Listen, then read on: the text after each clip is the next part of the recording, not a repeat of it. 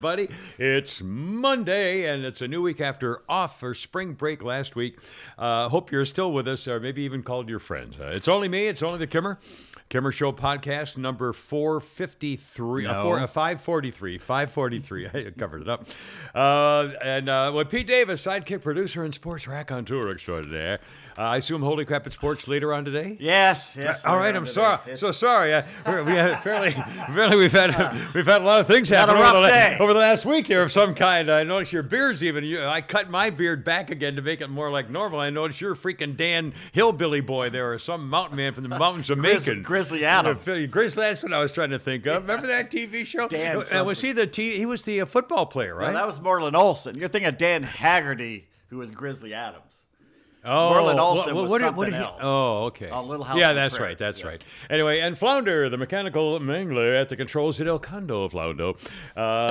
So here we go. So, okay, we'll talk. We're going to do a whole bunch of vacation stuff. Can I do a few thank you things and so forth first? We got a big surprise coming up for you. For me? Mm-hmm. Oh, I didn't do anything. I have no... I'm not sure I'm going to like this idea at all. Unless it's about a 28-year-old Filipino girl or something who's looking for a place to live. You may be able to impress her with this.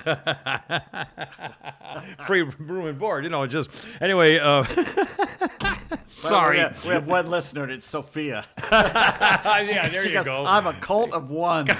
We knew that was going to happen. Well, I'll be ready to enjoy her critiques as we progress on the podcast. Anyway, some thank yous, if you don't mind. First of all, some very thank you notes. And again, we have Venmo, and I'll read some of the Venmo things we got to do. But we got some very nice notes here at Kimmer Media, the Post Office Box 1432, Alpharetta, Georgia 30009. Note from Ricky. Now, this is, by the way, when we were talking about trying to keep the podcast free, and if we get people who do things like Ricky's done here and send us money or go on Venmo or PayPal or Patreon.com or whatever, it really helps because we don't want to have to charge for people to listen. And he says, Kimmer, hope this helps. You go to a pay-per-view, I'm probably out. I don't do credit cards or technology.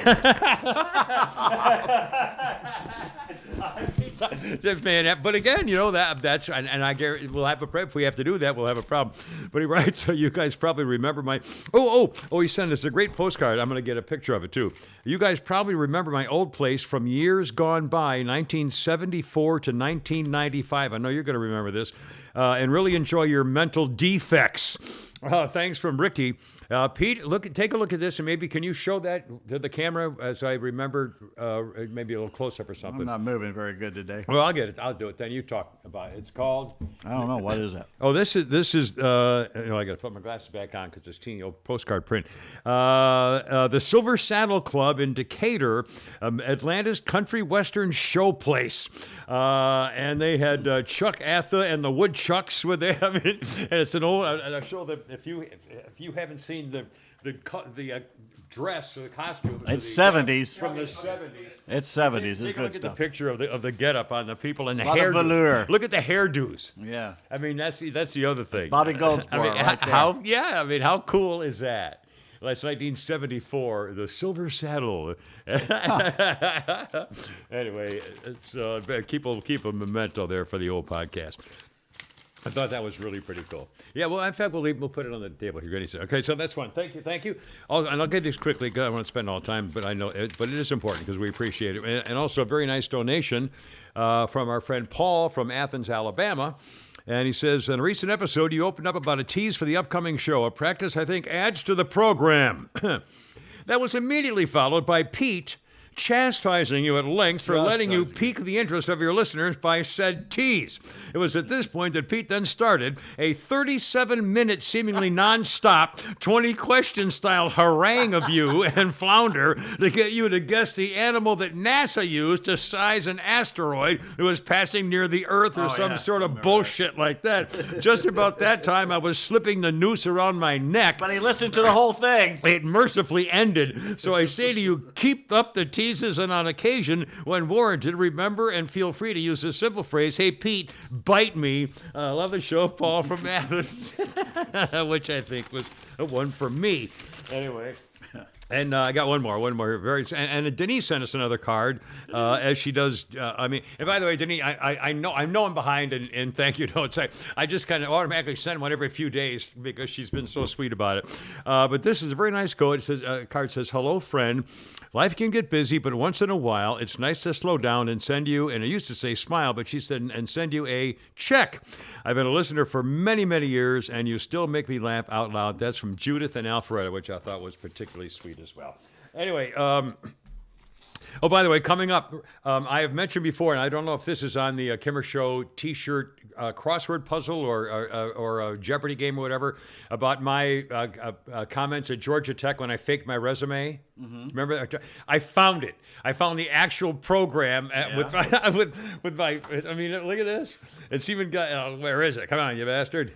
I thought, here it is. Even has my old picture in there from when I did the thing, and I'll actually read it coming up. So, that was a tease. Sorry. Let's see. Venmo things.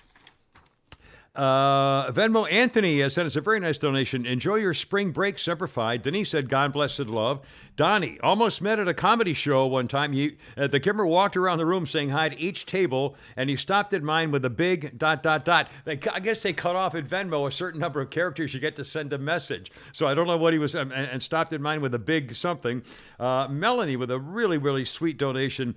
"I've listened to your show for years when I lived in Atlanta, but moved to Florida. Was happy to find out about your ... And they cut her off too. So and again, I can't reply. They won't let me reply to you, so I'm just saying out loud, thank you. Michael sent us a divisible by 3 donations.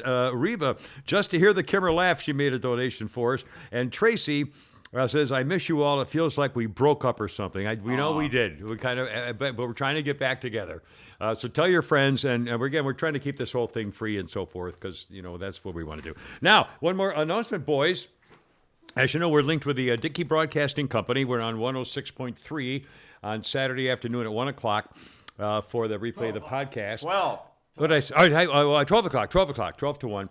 And on Friday mornings, I call in at 106.3. Friday mornings around 7:25. And so, and we're kind of related to him. Okay, so every month they send us a check of the residuals of people who signed up to listen to on some of the podcast or something. And this time, our March total payment, $105.56, boys. Divided up, I think we're going the wrong way. Divided up, that's $35.28. But hey, you know what, Pete? I already gave Flounder his. I rounded it up to $40, my friend. Oh, you didn't have to do that. $40. I'm glad you did. What the heck? Now, and by the way, it's Monday, the 10th of April. This morning, I'm listening to 106.3, and this fellow named Rhino. And it's pretty funny. He says, "Rhino here for Fernman Investment Company. Now, if you're as old as the Kimmer is, you really don't have any need for investment advice." And I'm going, "You son of a bitch. If you're as old as the Kimmer, you don't need to worry about the future because he won't be around." I swear to God, he said he won't be around long. Well, you heard something? Oh, my God. Well, he's right. I mean, well, he's not really. I mean, if it's not like I have anything to invest, but I'm going to invest now. No, give me whatever I have. I need anyway. So I thought that was pretty funny. Your money's all tied up in cash right now. Yeah, coins. Mine's all coins, little cans. So I thought that was pretty freaking amusing. We're going to talk vacations in a second. And one more message. Larry says, "Hey, Kimmer, did you see the headlines? Jimmy Buffett cancels his Alpharetta concert because he heard the Kimmer might be inconvenienced by it," which is pretty bizarre. All right, anyway, the Masters talk is coming up. A lot of comments about that, and a whole bunch of newsy things. The Bud Light girl, you're going to hear some comments about it was a major accident that rocked the entertainment world on this day many years ago. We'll have a little sound to bring that back, and a bunch of things. Holy crap, it's sports later on today. Later on, yes, a long day. And do you have anything off the top of your head that tease what's your other than the Masters, obviously, but the Masters, Braves? the fact Jim Nantz being a tool about CBS and Augusta National. I don't know if they did it, but somebody made a conscious choice not to interview Phil Mickelson when any other year this would have been the story that he came in, second or third? Yeah. Yeah. tied Well, for second. he was nowhere. He was nothing, and Nothing. he came all of a sudden. He starts making birdies on the back nine at Great Sunday run. at Augusta, which like is Nicholas. the story. Like Nicholas. The back nine at Augusta is the sporting event. I mean, that's what they say. Nothing happens until the back nine at Augusta. And they ignored it. And he was CBS making ignored birdies, it. and all of a sudden he's in second. They're going, "Oh my God!" Anyway, And so it was their worst nightmare. That and Koepka leading going into the final round, their worst nightmare. with the lip thing. So we'll talk some about that. And I have a couple things about that too. First of all, vacation. Flounder. Now that I understand you did not have a happy time. I was sick all week. I got a head cold. I thought it started as allergies, and then it turned it into a head cold and dealt with that. A little fever kind of deal. I never had a fever, but I just had congestion, sneezing. I have a fever. Yeah. It could be a tumor. But just Well, that sucks. head stopped up. So I guess it was good that was the week that you guys were off. So, but And how you feeling now? Yeah. You still got a I mean, I don't feel bad anymore. It's just now getting all the crap out. Yeah. Well, thanks for sharing. you didn't let I got the head stuff out. Not he, the, he did not mean the literally, actual ladies crap. and gentlemen. And Pete, now of course, you're in a new place. And I knew something was coming here. Okay, you want to start with today, let alone last week? All right. Start last ouch. week. All Let's right. start last week. All right. I've got to spend the week cleaning out the garage and cleaning out the boxes that for Your new 20 place. years that have been building up, and I'm going to put them on the right place, give away stuff, Beautiful. whatever, throw away stuff. I'm getting, that's my goal this week. I'm going to spend the whole week doing that. Beautiful. And then early Tuesday morning, I check my mail, Yeah. and a gentleman listener says, "Hey, Pete, I got an extra ticket." Uh-oh. What was... To the Masters? Well, to the par 3 on Wednesday. Yeah. Oh, okay. All Yeah, right. Well, yeah. that I've could never be a been lot to of fun. Augusta National. It'd been pretty cool to go. Absolutely. I stayed up all Oh, you gotta. Tuesday, Oh, don't Monday night, tell Tuesday me. morning. Can I do it? Can I do it? We're talking 2 days, 8-hour plus drive. I'd have to stay somewhere overnight somewhere. It would just and I kept telling myself I don't have the time to do it this week. I had to find my medical records for the taxes, and they were packed up somewhere. I have to find the medical records, or I'm screwed.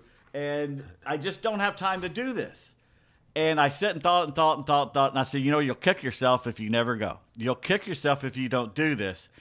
But for once in my life, I did what I was probably the right thing.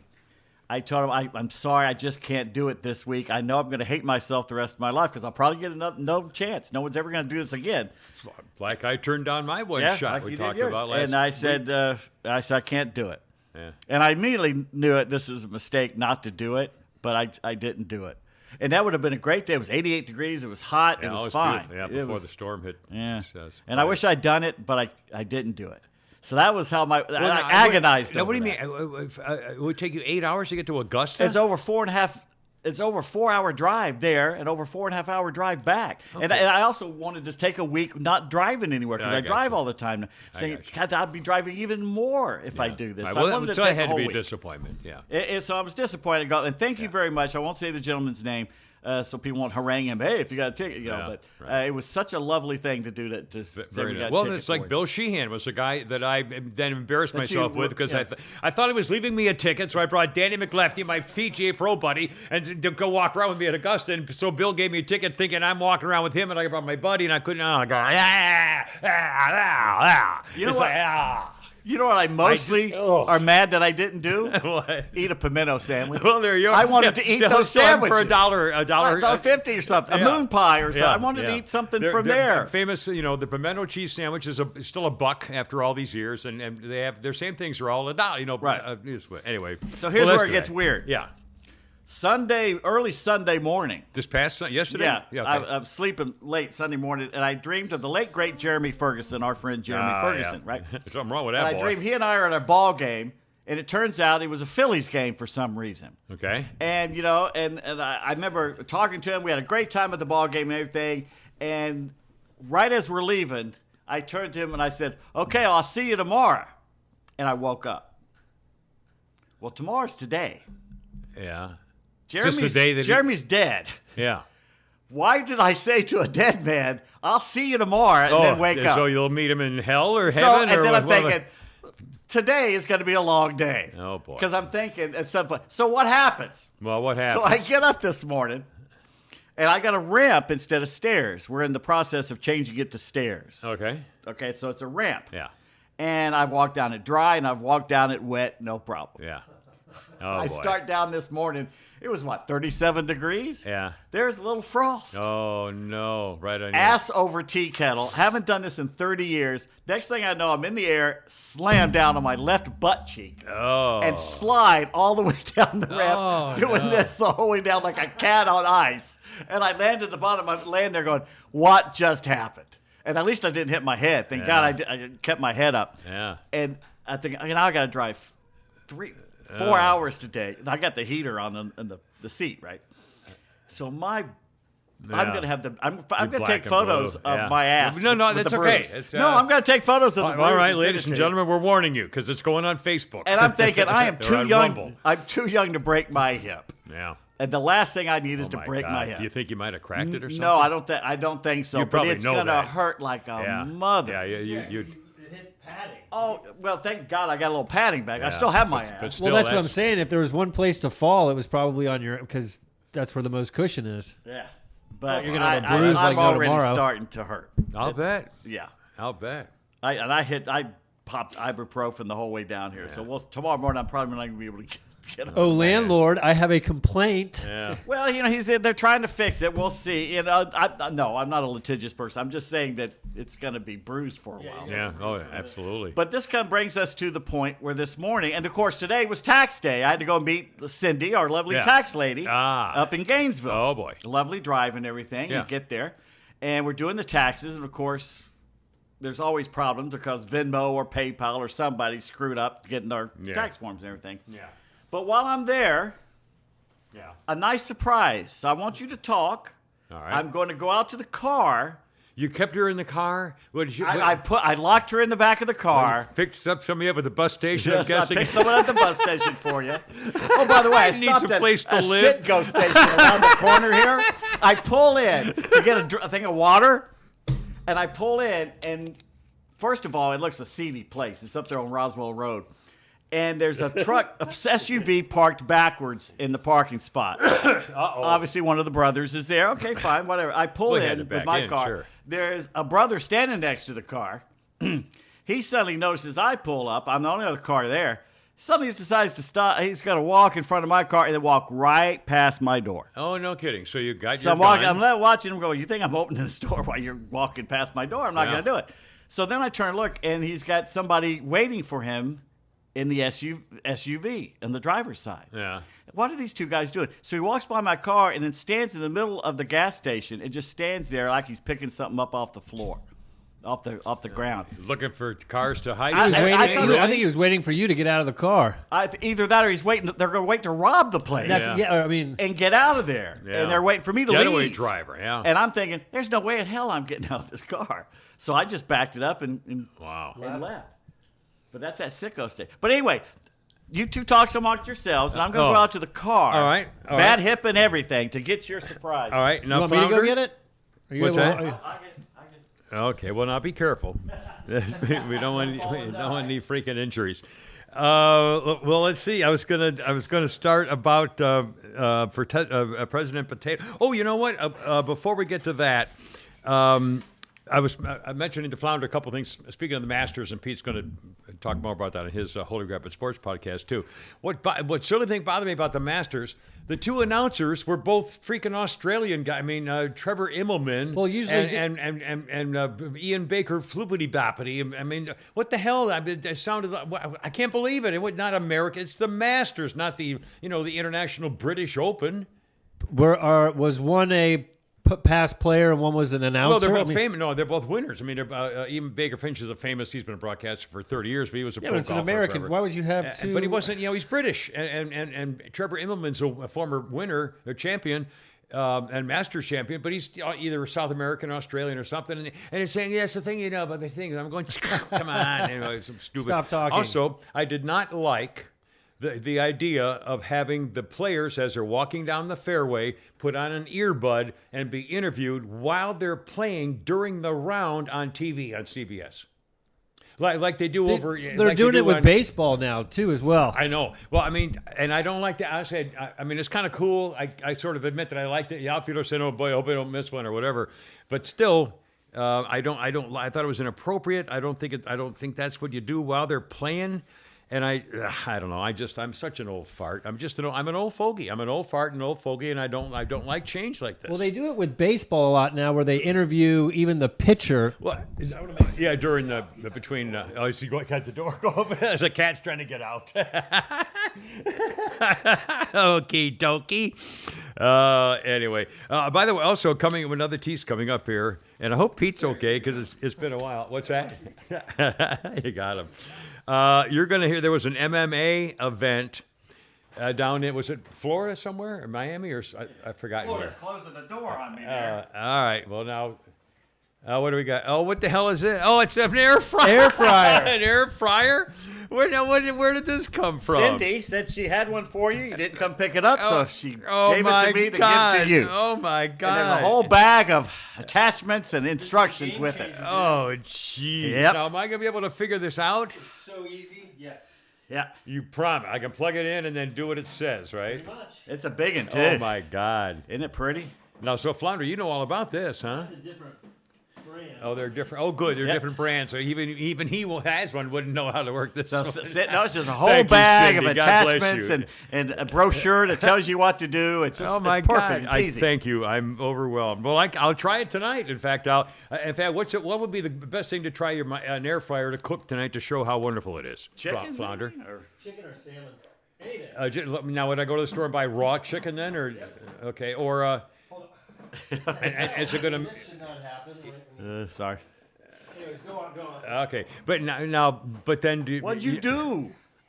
I think you broke it. We'll figure it out later. He didn't break it. It's all right. Anyway, we'll figure it out. Well, thank you, Cindy. That's way too sweet and too fantastic. Anyway, we'll talk more sports later on the thing there. But now what else? Now last week, Pete, on your vacation, what'd you do all last week before the Masters on Sunday? I watched the Masters, basically. Well, that was Thursday. Okay, so you kind of just working on your new place at the Macon Mountain. Emptying Mountains of boxes Macon. and stuff like Excellent. that. Yeah. Excellent. Watching Grover the groundhog and Grover the ground. Oh, you still have your groundhog. Now, do you feed him take lettuce or I went carrots down out there. there? Okay, I went down there and I threw carrots all over the place. Yeah, he didn't like them. That stupid groundhog came out, went to the right, and kept eating nothing on the right, and left the carrots sitting there for the Yeah. guineas and the Well, deer to come by. And The get. other wildlife, look at them, deer and rabbits or whatever, poisonous turtles, whatever. Oh, and I'm fighting fire ants. I got a couple Oh, of fire ant no. mounds. So I'm trying to. Oh, Anybody you know know a something- good way to kill yes. fire? But not with poison. I can't put poison out because there's animals. You take a little shovel. Are there two fire ant mounds? Well, that's why I hear you take a shovel and you Take a you put shovel them of on the one other. mound, and you put it in the other mound. Take a shovel of that mound, put it in the other mound, and they'll kill themselves. That's what I hear. In fact, coming up, the chickens of China. A story coming up about that very thing. The chickens. The of chickens China. of China. Oh my God, another tease. Oh no. Oh no. Be sure you try to not to miss it if you can.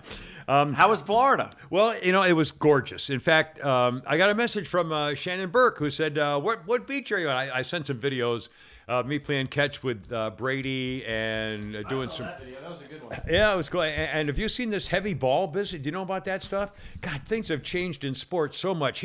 Brady, by the way, and Molly too. They both go to a gifted school. I mean, they're very brilliant kids, but extremely athletic, very, very athletic, and good at it. Brady is now almost specializing in baseball. He's on a special all-star travel team and stuff. And they now have, do you even know about this called the heavy ball? To practice batting, it's like a beanbag, basically. It's kind of a beanbag. Yeah. And it's not real heavy, but it's a good heavy thing. And you get maybe 10 or 15, 20 feet away and throw it, and the batter can just hit the crap out of it, and it teaches you how to explode at impact because you can feel it. It's like when golfers take a stab at a steady punching bag kind of thing. They can do that to get ready for the release. anything. No, I'm telling you, it does. There are. But my point was this: have you ever even? I have never even heard of such a thing. Yeah. They've got stuff I mean, it's unbelievable to do launching. I mean, I thought, oh my God. And it's the same BS that they say, oh, he let that ball travel. He hit it up his field. He let the ball travel. Yeah. No, he swung late. Yeah, he didn't get He the swung late. yeah. He's not sitting there thinking in that split second, I'll let it go another Trying to foot hit or it two. to right. Yeah, that was not. Yeah. Anyway, I'm just saying there's so much stuff going on, but it was really cool. And we played. I always bring little gifts for the girls and beach toys and stuff like that. So we had. Pickleball? I bought two I bought them different pickleball. We did not play pickleball. They took down the pickleball court at the place, but I did shoot baskets with him. Have you seen his basketball? I put that on Facebook, Rumble too. Jeez, oh mercy. Anyway, and he said, who do you want me to do it? So what are you talking about? He said, Larry Bird. Oh, I'm going to talk. And he starts talking like Larry Bird, like a big clunky, it's unbelievable, these kids. It's just, anyway, so it was fun. And my daughters and everything. And so it was a lot of fun. By the way, the drive down, it's a Longboat Key, which is near Sarasota. The drive down is basically all 75 till you get right in the area. And going down, every year this happens. Going down, it really wasn't bad. I left early in the morning, and the weather was horrible, but the traffic wasn't that bad. But coming back, and when you get to Florida, all of a sudden, the traffic is backed up. Every year I've gone down, driven down to this place, every year at 2 different places in Florida, the traffic coming north on 75 is stopped for like 6 miles. I mean, it's unbelievable. And so when I came back, I said, this is nonsense. So I left at like 3:45 in the morning. And actually, I had a really pretty good trip coming back. And by the way, gasoline in Florida now is like $4.60 a gallon. It went up 16 cents here in Georgia in like a week. Yeah. Anyway, but it was a lot of fun. It was really, playing with the kids and. I was just. I almost got killed. Really? Well, one of the big Jennifer, as you know, had a stroke, and so she doesn't. She's mentally as good as ever, but she doesn't get around physically as well as she used to. And on the beach, we have to help her if she wants to go from the lawn chair to the water because she can't take a rocker. What do you call them? The wheel thing on the beach. So arm and arm stuff like that. Anyway, and she loves to go in the kayak. The problem is to get her from the pool or from the condo and then the pool area down to the beach and get her in the the kayak is a pretty good deal. And then the problem is to get the kayak into where it's calm, you have to go through all the breakers. Oh, really? Well, these kayak, the 2-man kayaks, we had Sarah and Jennifer both in the kayak, and they couldn't, get the thing out because the breakers were so bad. And the kayaks they rent you or they let you use at all the condos along the beach are big, heavy, hard fiberglass things. Okay. That's so the bull sharks can't bite through them. I guess. The first bite. Seriously. They're a thing. That's where you're out there. Yeah. That's where they live. That's right. You're in their house. You've invaded their. So we're getting out to the breakers, and all of a sudden it's getting deep, and I'm up to my chest like this, and I'm behind the back end of the kayak, and I'm trying to push them around. To get them in there. A great big wave comes up, goes like this, and the kayak goes bam, and it almost knocks me out. I went underwater, entirely underwater.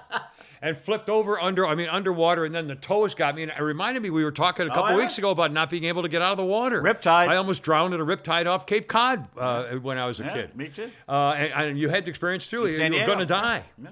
And it almost knocked me out. Thank God it didn't, but I went under totally, and then I came back up and I said, "Oh crap, my ear rockets!" No, and I'm thinking, "Oh no, my ear!" So, and they were luckily still there, but they're soaking wet. You can't get them wet. So I thought. So I eventually went back to shore, and I'm thinking, "Please God, please God, please God!" And I'm trying to dry them off, and I don't know whether they're totally still affected. Anyway, I don't know who had ear rockets on the Kimmerer crossword puzzle. Bingo. But I almost. I could have been knocked out underwater and drowned. It was unbelievable. And they didn't know because they were ahead of me. They were, trying to go like this up in the front of this big, long 2-man kayak, and I'm in the back going, under the water. It's a good thing you were in the Gulf because somebody, they track the great whites. Yeah. If they find them, they put a tracker on them. There was 8 great whites off the coast of North Carolina this week, just hovering, waiting. Yeah. Well, sharks got to eat. Smorgasbord. Yeah. Buffet. Spring break, boys. It kind of makes you want to know if there's like a Sharknado coming because all these tornadoes have been happening too. Yeah, that's right. There was like over 61 tornadoes in the past 2 weeks. Bad time of year. Across the United States. I haven't been paying attention. Sorry. And there were several in one, and just another swath of it last night. Anyway, so that's cool. Okay. Have you seen? Yesterday, of course, was Easter, and as I know, I'm sure with you too. But as an ordained minister, everywhere I go, it's kind of my traveling Easter service. So everywhere it goes. Don't worry about me passing along my homilies of how to have a happier life than you have right now. I ate my annual bunny. And by the way, I'm going to go to the store today because this is the half-off chocolate day. And I brought you a Reese's special Cadbury Easter, eggs and stuff like that. Oh, yeah. a Reese's. Oh, Yeah, thank it's a you Reese's. very much. I think you'd like that one. And by the way, there's one of those marshmallow eggs with a lot of chocolate on it. It was actually better than I thought. I had one the other day. Snickers also has Snickers Easter eggs. I like those raspberry cream Cadbury. It's Russell Stover, I think, does it. Yeah. Oh, those are so good. You gotta love it. You gotta love it. Anyway, reminds me that President Potato Head, there's a meme going around of President showers with daughter is wearing a Santa hat, and he's saying, "Merry Easter to all, and to all," well, you know the thing. And it did remind me that there was perhaps some comedy along with our Easter services of yesterday. For example, our friends Mike Hunt and his buddies at the Babylon Bee, family arriving for Easter service surprised how different the church looks without the Christmas decorations. Atlanta, Georgia. As the Glennon family walked into church for Easter service today, they were caught off guard by how different the church looked without Christmas stuff. I remember it having more of a red and green vibe, says Mrs. Glenn. And wasn't there a tree? I was sure I saw a tree. Without the, I mean, just the very idea. Without the presence of poinsettias, holly, and a nativity scene, the Glennons briefly wondered if they had gone to the wrong church. I don't remember any of this, said Mr. Glennon. Where are there always so many crosses in here? Did we wander into a Lutheran church by accident?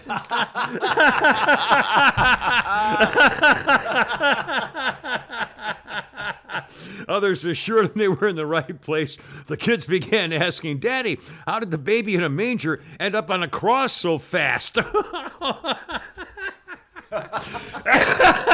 about How about a kid know he sees a baby in a manger? Next time they go, he's on a cross. Anyway. And Christians suffer persecution of having visitors park in their usual space. In Topeka, Kansas, the Rogers family faced persecution when they arrived and a visitor was parked in their parking spot. "Why, Lord?" cried Mr. Rogers. "Well," as he threw the car into reverse, "Ugh, I guess this is our cross to bear." The family faced spiritual oppression on the drive to church as visitors created extra traffic around the parking lot. "This is the work of Satan," declared Mrs. Rogers. "We're going to be late for sure. Why are so many people having to come to church?" After the parking space persecution, the Rogers family went on to find their usual pew also occupied. "This must be what it's like to worship in communist China." They settled into the next pew to prepare for worship, only to have a visiting couple squeezed into the pew with them. Consider it joy, brothers and sisters, when you face trials of many kinds. Anyway, at publishing time, Mr. Rogers watched in horror as visitors in front of them were served the last donut hole in the lobby. Oh, no. Just to make it even worse. And this brought to you by Atlanta Custom Closets. ClosetPro.net, 404-255-0589. It's spring cleaning time. Time to throw stuff out to make more room to put things in a closet. Atlanta Custom Closets can help you do that. They'll organize it. You won't recognize it. God, why didn't I think of that? I mean, they have stuff that like foldable things and collapsible things that get out of the way that you don't even know is there. Anyway, I can't say enough about them. Atlanta Custom Closets. That's right. Thank you so much. While we were gone, this business of the Bud Light. Okay. Just again, it reminded me down in Florida. Thank God this year nobody brought up politics. I think my daughter Jennifer always warns them, don't, because remember they're all liberals. My daughter, they're the nicest people in the world. Sarah even I bought a couple of papers on the way when I meet them in the morning for breakfast and stuff, and I stopped at the store and got a couple of papers, including the New York Post. And the New York Post always has some snotty comments about liberals or something. And so I said I brought it and said to Sarah, I said I got some papers. Here's the New York Post, and she said, "What's that?" And I said, "Well, it's and she looked and says, no, it's hysterical. hysterical. So this year, it's like, well, nobody needs an AK-47. So yeah, well, nobody needs a beach house either. So what's that got to do with it? Yeah, It's not the bill of needs. Give up the beach house. Yeah, right. I mean, nobody needs a really nice watch either. Okay, so what the hell? I mean, needs got nothing to do with it anyway. So we didn't. Thank God, didn't have any of that. And one of the things that was going on during the news, it just reminded me about what an old-fashioned guy I am. If you think about, just Budweiser beer. Why okay? did they do that? Give me a Bud. Yeah, I'll have a Bud. I'll have a Bud Light. Harry Carey. But going back, with the Clydesdales, the Budweiser. You've said it all. Ice cold Budweiser, a man's beer. Working man with the sleeves rolled up and biceps and working at cowboys sucks, and iron worker. Well, Bud's good. I mean, it's beer. We didn't know better. Yeah, it's not that dark, sweet, liquory crap in Britain, in Germany that you guys like. It's Jesus Bud Light. God. That's all you have to say. It's but working man's drink. Exactly. Anheuser-Busch. And then all of a sudden we go away and all this nonsense happens. In fact, we Flounder, if you get that sound, wait till you hear this. What happened was that Bud Light came out with this guy who pretends he's a girl, A mentally ill man. He's a freak. He is not a representative of the non-straight or something community. He's a freak. He's a show-off, acting, fake freak. Okay, please. He talks like this. You're not born that way. Your vocal cords aren't fixed like that. Affected. Anyway, now the girl in charge of the Bud Light marketing plan has had to describe, what the hell were you thinking? Well, she's the vice president. Her name is Alissa Hirschenschneider-Furtentinten. And she did an interview where she wanted to change the attitude of the philosophy about Bud Light. Flounder, have you got her soundbite? And then we have some more about what we're trying to make sense of it. But listen to the way she talks and what she actually says, too, if you will. I'm a businesswoman. I had a really clear job to do when I took over Bud Light. And it was... This brand is in decline. It's been in decline for a really long time. And if we do not attract young drinkers to come and drink this brand, there will be no future for Bud Light. So I had this super clear mandate. It's like we need to evolve and elevate this incredibly iconic brand. And what I brought to that was a belief in, okay, what does evolve and elevate mean? It means inclusivity. It means shifting the tone. It means having a campaign that's truly inclusive and feels lighter and brighter and different and appeals to women and to men. Mm-hmm. And representation is at sort of the heart of evolution. You've got to see people who reflect you in the work. And we had this hangover. I mean, Bud Light had been kind of a brand of fratty, kind of out of touch humor. And it was really important that we had another approach. I mean, Mike. First of all, what is she talking about? We have brought to the brand a belief that to evolve and elevate means to incorporate inclusivity. It means shifting the tone, having a campaign that's inclusive, feels lighter, brighter. It's word salad. It's just meaningless. The very first thing she said explains everything going on. They're losing drinkers. Yeah. Why? Why do you think they're losing drinkers after all these decades? Why do you think they're losing market share? Well, I think they've lost touch. I think no. It sucks. Well, and people are realizing they have choices now. You can get beer made in Athens, here, Asheville, all over, and it tastes 1,000 times better than Bud Light does. But people are still buying Pabst and stuff like that. And she wants to spread stupid marketing, Madison Avenue crap, to get you to buy a beer that all you got to do is compare it to the beer you're drinking next to it and go, this is horse piss. We've been drinking horse piss for 40 years. Well, now see, again, I'll take your word for it. I'm not really. Put a Leinenkugel. Why do you think Leinenkugel's getting better? Because it's better. Yeah. It tastes better. Well, again, if I love a nice cold beer. If I'm on a golf course on a summer day, I'll slam that. That's right, but there's down. better than Bud Light out there. But I'm not what you call much of a beer drinker. So if people are now saying, God, this stuff's been bad all these years, I had no idea. Now I never drank Bud Light. If I'm wanting a light beer, I would always do Miller Lite for some reason. But I don't even, that's all I drink. That will drink this because of what she's saying. Yeah. Are not the type that will drink Bud Light because they're the type that could. What's the latest IPA? Yeah, right. I got to have the micro brew. Yeah. They're not. It's not cool to drink a Bud Light. But again, what was she even? Who started it? I mean, why would they think this is the idea? It's desperation is what it is. I mean, it's just... and they're Belgian, Yeah. which doesn't right. exist, of course. What was the other thing? It was the Clydesdales. Budweiser was the St. Clydesdales Louis. and the working man. Yeah, from It's not American when you've owned. said Bud, boop, bum, bum, bum, you said it all. And the St. Talking Louis about out of touch. She's Clydesdales. out of touch with the typical Bud Light Yeah, drinker. right. The reason you're losing market share is you put a better product out there. Well, and did you hear the way she thought? Oh my God, it's just we have she's a Valley girl.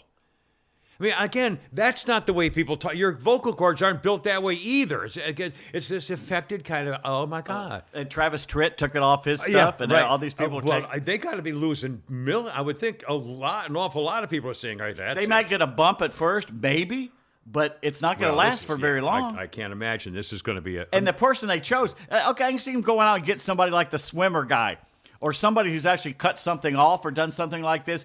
All this guy has done is put makeup on and a dress for a year. That's all he's done. Yeah, he sat in he sat in a bathtub of Bud and said, "I'd rather be here than anywhere," or Woman something or face. other. This guy Mulvaney. Let's see. The transgender act Dylan Mulvaney celebrated his 365 days of girlhood by sending him a custom-made beer tub, I guess. Cans featuring the influencer's face. The cans were her most prized possession, and it was in a bathtub drinking a Bud Light as part of their campaign. And so this idiot marketing girl thought that'd be a perfect. I mean, it's just what idiots. But again, the whole country's doing this. If you're not woke, you're not part of the team. And thank God we're. Yeah, I mean, it's just they're gonna. I mean, again, they're asking. We have the power. We don't have to buy this right, shit. Exactly. And they're asking for Put it. them out of business. Yeah, and they're going to get it. And the B again has a couple things.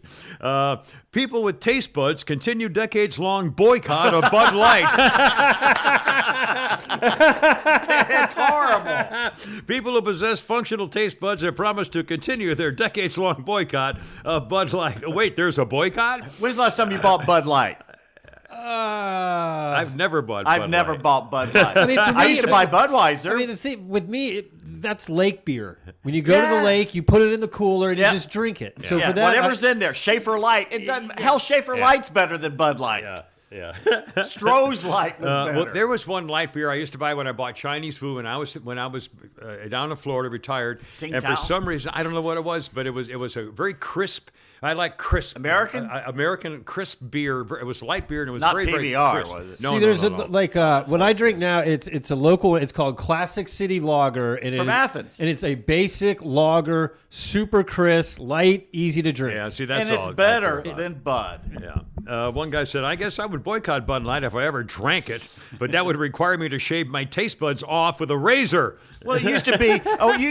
You go into manuals. You'd have a pitcher of Bud, or some people would have a pitcher of Miller. Yeah. I've always hated Miller, so I would go with Bud. But after a while, I was like, there's got to be more to life in beer than this. And then you branch out and grow up. See, again, luckily I don't have any of that issue because I never order a pitcher of beer to sit there by myself in there, even if I It was cheap. That's why you ordered Bud. Well, beer. that's college It's stuff. cheap. Yeah.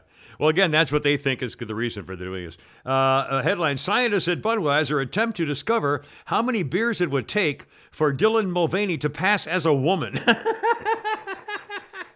Which I think is fairly amusing.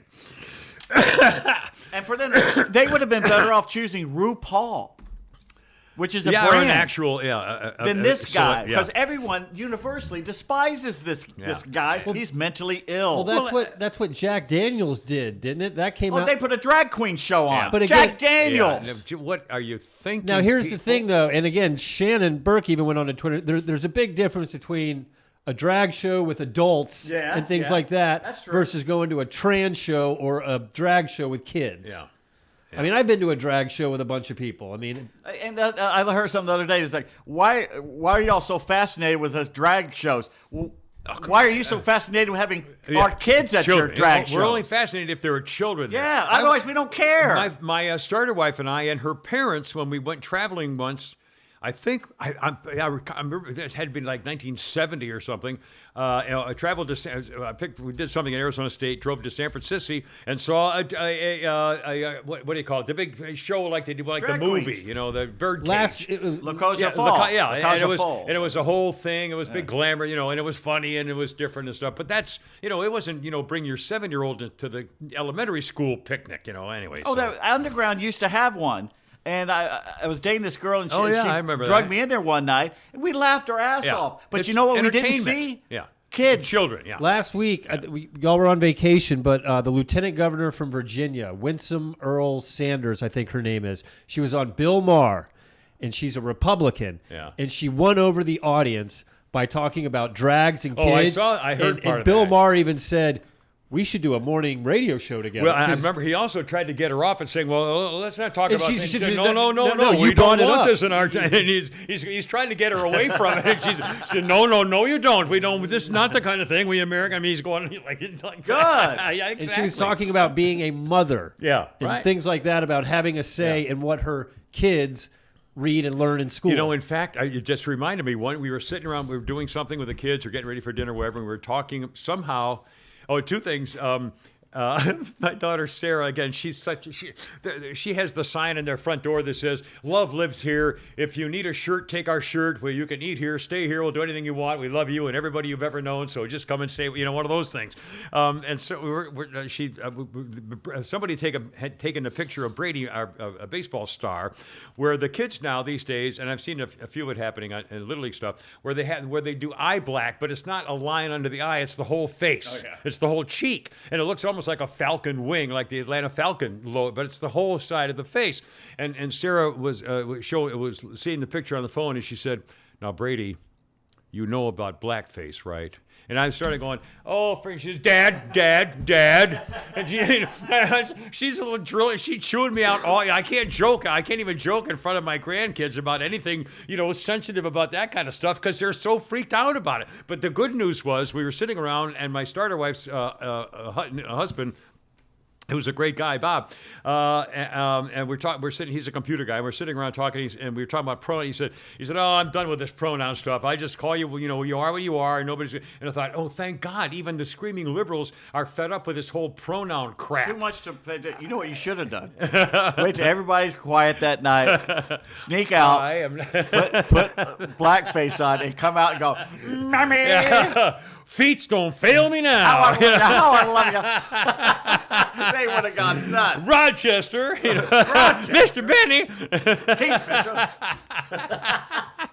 This is an old-time minstrel show. But I thought, what a great move that would, you know, even they, and I didn't bring it up. They started saying, "Oh, I'm not doing with this pronoun crap or something." And I thought, thank God, it's just those are the kind of people you need to have realize that this whole thing is nonsense. Which I think people realize it's narcissists trying to dictate how you speak. Yeah, I know. And, okay, Yeah. you can do whatever, call yourself whatever you want. Yeah. I don't have to play your Right, that's game. not- yeah, that's and you not. can't tell me I have to play your game. Yeah. But yeah. you know what? The corporations out there are making their employees do it. Well, you know, I can't The believe military's making them do it. You would have thought that they had learned their lesson from Black Lives Matter when all these companies who now have had to realize that Black Lives Matter is a hate group and was stealing money from the and you know, people who needed the money never got it. I mean, it was Black Lives Matter. You know, the director woman, you know, bought the mansions and retired. You know, so you give me a break.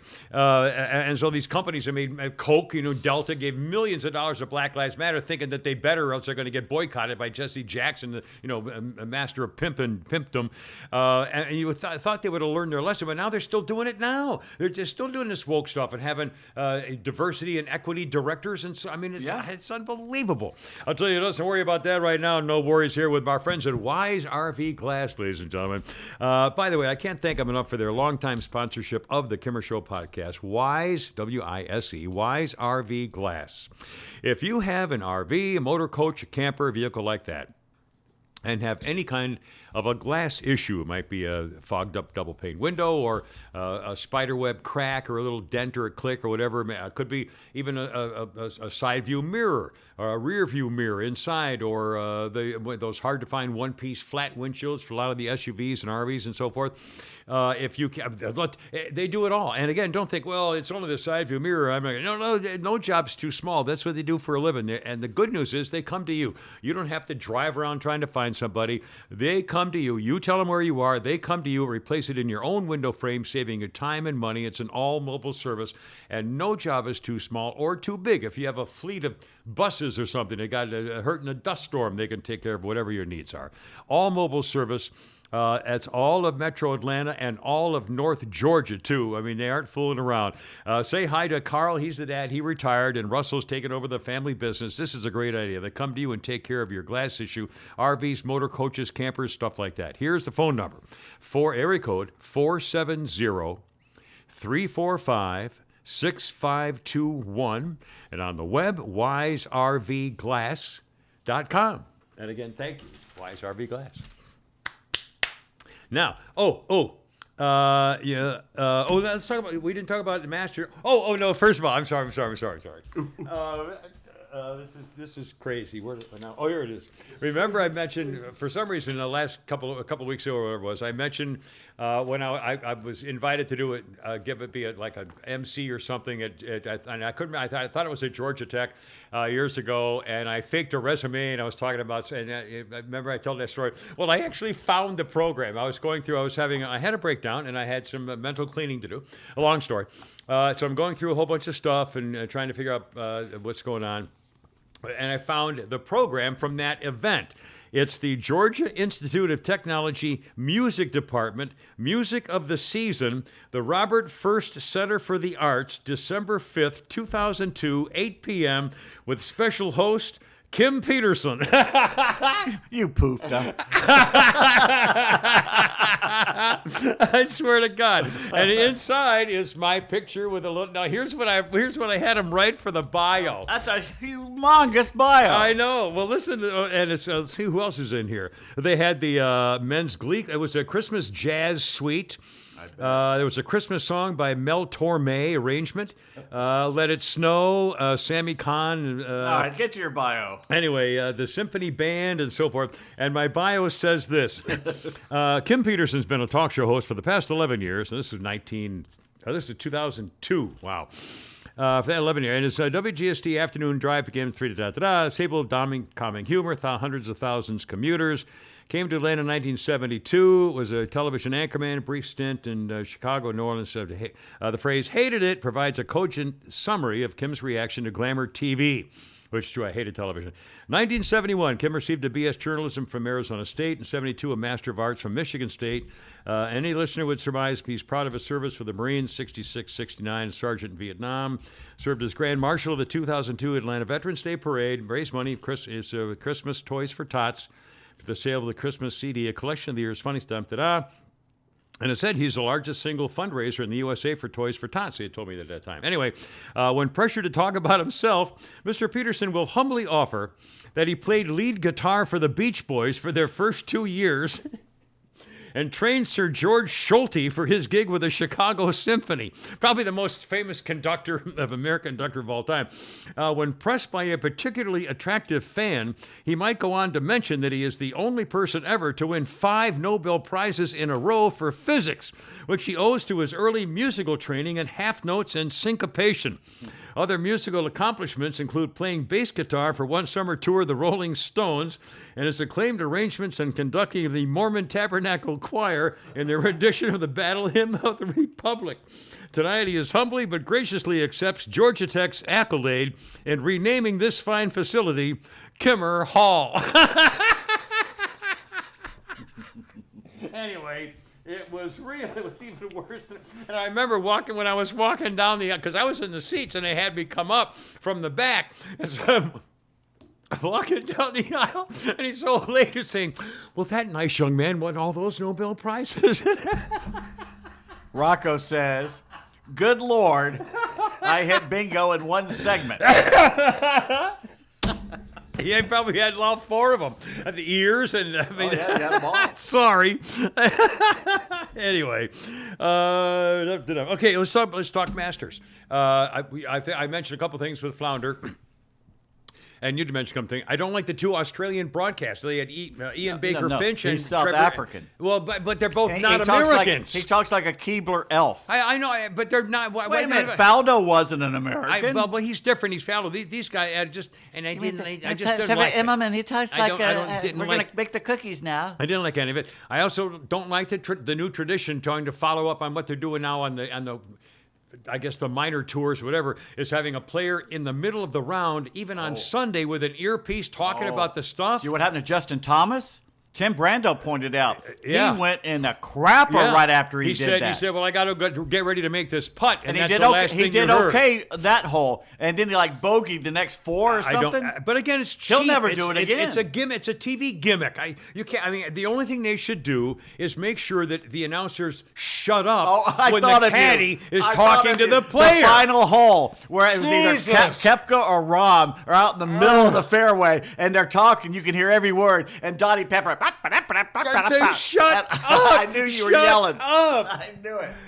God, I'm that's with the you. only I don't thing give we a want. flying what Dottie Pepper has to say about anything. She had one good line. I'll The give her that. only thing, I love Dottie Pepper, but when she needs to be a commentator, but not while they're talking. All you want to hear is the 2 of them saying, "How are we going to figure this?" I mean, oh my God, that's the secret of it. I know. Why can't some producer say, "Shut up, let him talk"? Because they're paying them a lot of money to run their Jesus, mouth. I mean, it's just stupid. And Jim Nantz took a shot at the Live Tour.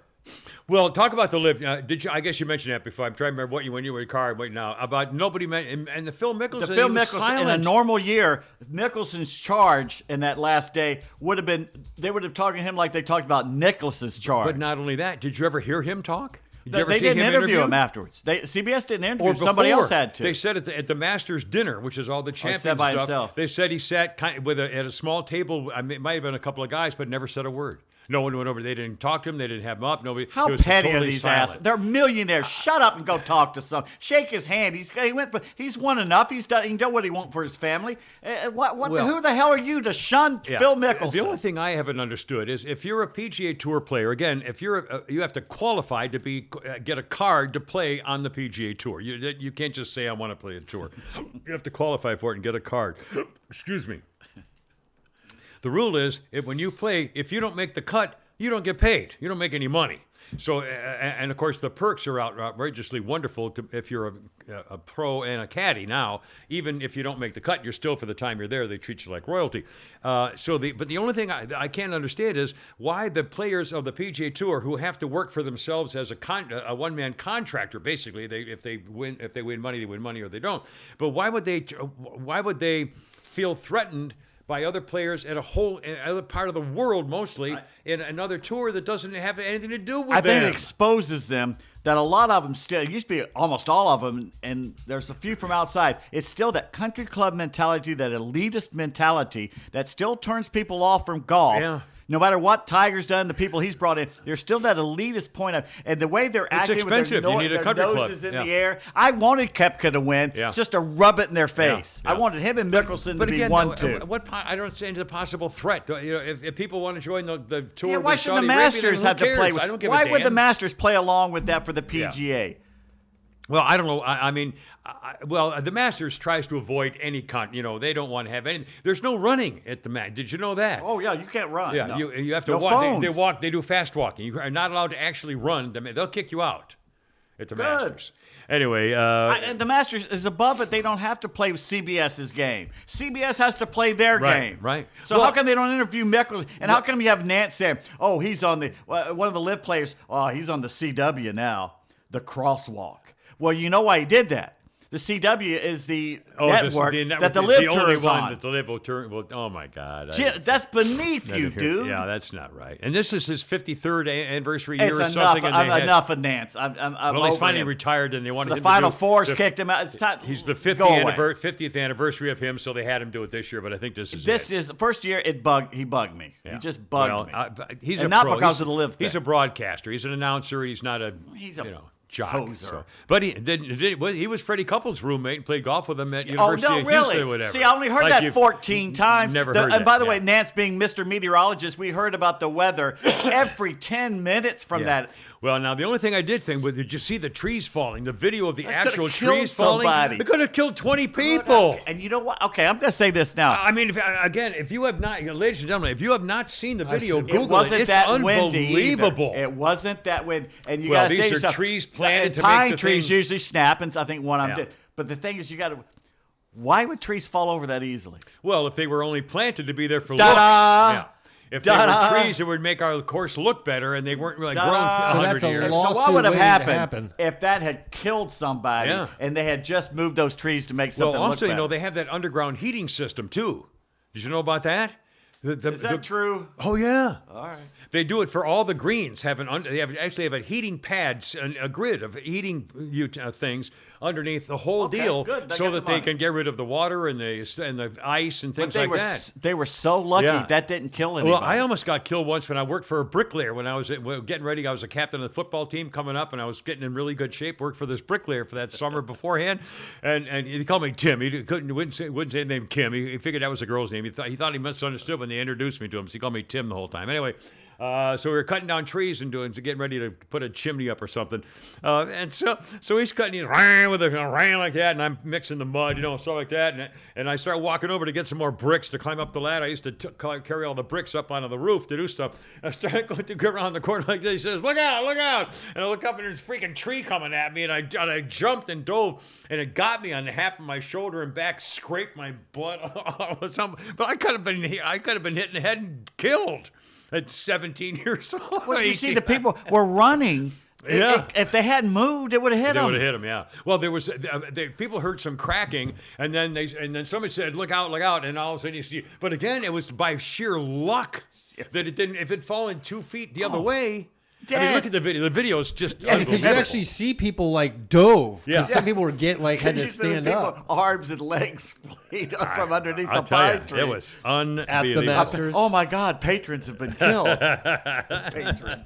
Yeah, patrons. You know what? But here's the thing. When I was a kid, I used to mouth off about the Masters and Augusta National. I don't anymore because you know why? We have so devolved now in society where nothing works anymore. You don't expect anything to work anymore. Nothing is held to an achievement or excellence. This is one of the few things left that people actually give a shit about, that they want to take care of it and make it every year the best it can be. It's a tradition. I mean, the one word they keep saying, the tradition. It is. And it is. It is. I don't make What's fun wrong of with it anymore. that? As an adult, you go, Oh, wait a minute. I I, never made- appreciate that now. I never made fun of it. Well, Well, there was it was a snobbishness of it, especially if you grew up around here like me. It was kind of a snobbish attitude, yeah. But course. over a while, when you grow up, you go, okay, I can see why they're being that way. Yeah. And again, it's very singular. There's only one thing like the Masters, and that's the Masters. Thank God. Yeah, which is fine. Other things in the news today, the FBI's after me again. I've caught them changing the chase cars when they're trying to follow me to the freaking stable 4 or 5 days a week. Have you heard? And by the way, they're picking on me individually now. Wait till you hear this. They are picking on me because of my current sexual condition. Oh. The FBI, new documents released on the internet. The FBI, which does need to be defunded and start over, by the way, has now used some slang on the internet to exclaim that people like me are guilty of being associated with violent extremism. The Freedom of Information Act has revealed that FBI documents include glossaries showing common internet slang has been flagged as involuntary, celibate, violent extremism, or racially or ethnically motivated violent extremism. Incels. The FBI document says incels, those like Kim Peterson, who are involuntarily celibate, whom the threat overview, like the Kimmer, describes as possibly seeking, as the Kimmer does, to commit violence in support of their beliefs that society unjustly denies them sexual or romantic attention, as the Kimmer does, to which they believe they are entitled. While most incels, unlike the Kimmer, do not engage in violence, some have been involved in at least 5 lethal attacks in the United States and Canada, ladies and gentlemen. Jesus, this is unbelievable. The FBI is now using words that's seen on the internet, danger. This is like, families who go to school board meetings and complain out loud are now domestic terrorists. So, you know how to get rid of incels? How do you get rid of incels? Legalize prostitution. Well, there you are. Incels sometimes do not engage in violence, but some have been involved in those lethal attacks. Now check this out. One term in their glossary by the FBI, run by the disgraced Nazi-loving former Atlanta lawyer Chrissy Ray. Allegedly. One term in the glossary is red pill, which comes from the film The Matrix, and is now used as a metaphor for seeing hidden or politically incorrect truths about the modern world. Elon Musk uses it. Especially when it comes to politics or dating. Mm-hmm. The FBI says the key terms is a belief shared by many online that society is corrupt and the believer is a victim of this corruption, the red pill. Yep, exactly. Many of the terms are focused on self-improvement or struggling with modern dating. The term Chad, according to the FBI, is a race-specific term used to describe the idealized version of a male who is very successful at getting sexual and romantic attention from women. Hangman? Incels unsuccessfully compete against Chads for attention. Chads. The term looks maxing. Have you heard the term looks maxing? Nope. Looks maxing, M-A-X-X-I-N-G, looks maxing, defined in the document as the process of self-improvement with the intent to become more attractive. So? I know, so?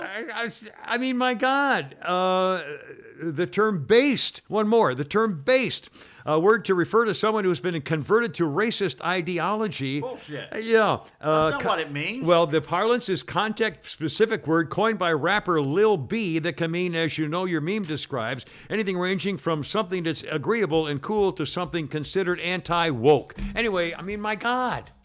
This is the FBI has this stuff.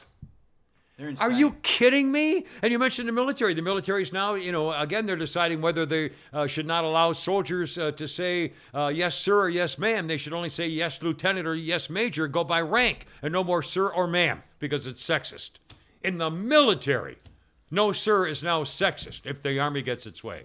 The DOD, actually, the Department of Defense. There are no adults in charge anymore. It's I mean, I'm gonna be at a Marine Corps fundraising golf tournament. I forgot. I was gonna not. I thought I couldn't do it, but I'm gonna do it on Monday, May 5th. In fact, I may have the podcast be like an hour later than normal. Denied. I think it's Monday, May 5th, up at. We should do the podcast from the golf tournament. Cobblestone Golf Course in Ackworth, and I'm going to be up there, and I'm going to say hi to the crowd of Marines going up there and stuff, and I'll talk about how I actually would tell people don't join right now. I would not join the military. No. Hell no. Anyway, don't forget to go to Venmo, and you can help us out. You know what I would say to them? You join right now, and you stay in 10 or 20 years. I bet the odds are greater that at some point they will order you to turn your guns on your own populace other than a foreign invader. Well, you really want to be put in the position that the Russians were at the fall of the Soviet Union? Do you want to fire on your own people, or you want to fire on? And we're not talking about Kent State. This would be a whole another level of things about the military. We're not talking. We're not talking about a protest that got we're not weird. talking about throwing rocks. Yeah. By the way, a different train of thought. Do you? I've been hearing again. While I was on vacation, I really didn't. I mean, I paid attention to the news, but not like I normally do. Do you have any concern, serious concern, that in fact China is ready to start a war over Taiwan, and that we're going to be sucked into a war with China, communist China? I thought so about a year ago, but for some reason they backed off a little. But they're mad again because the Republicans are talking to the Taiwanese, which is all right. We can talk to whoever we want to. Hell, Pelosi went there and did it. So, yeah. But now they've got McCarthy's there right now, isn't he? Who? Isn't Kevin McCarthy? That's who went to talk to him. I'd love to go to Taiwan. But because of that, all of a sudden we got warships and planes more than ever before, now doing a pretend attack on Taiwan. So I mean, they're not doing here's it, but they're here's the showing thing. us that they could if they want to. Even if they do that, they'll take Taiwan. They'll take it. We can't stop them. But we'll destroy most of their military while doing it. They'll destroy a lot of ours, but we'll wipe their military off the face of the earth. Why wouldn't they just start throwing, drop the bomb, and we drop the bomb and it's over?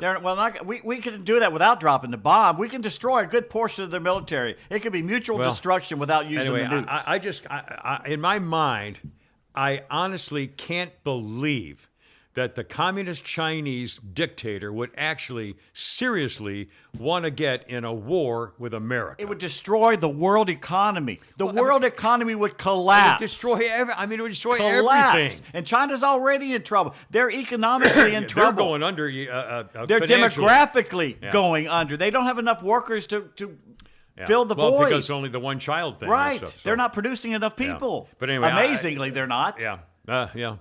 But again, I would find it hard to believe. We got to prepare for it. Prepare for the worst. Prepare for the worst.